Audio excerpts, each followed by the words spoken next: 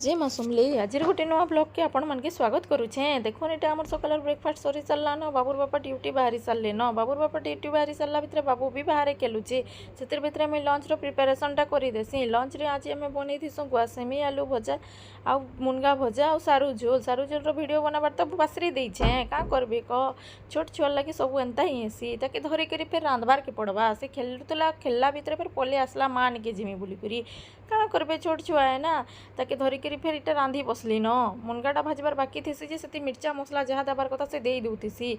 देखी पकासी मोर ट्रॉफीटा बाबूजी तो कह नाइन न एंता जिदी करसी जे दिया माँ इटा खेलमी बोली कर अरेस्टी करसी मुई तापरे देसी ताके मना करसी इटा खेलवार जिनिस नुहे रे बाबू नाई खेल बोली से माने नाई काଣା करबे एंता हैरान करूछे तो कह नाइन न केबे बड़ हेबा जे के जाने लोक लोकानी इटा खेलुछे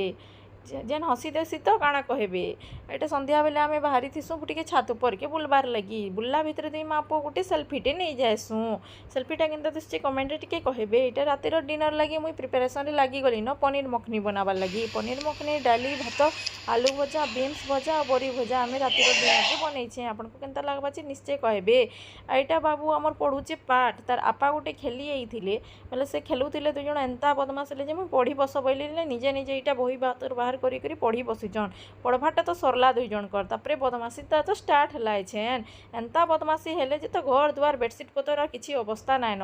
एते हैरान करूचन जे कह नाइन आमर चैनल जदि आपको भल लाइक शेयर सब्सक्राइब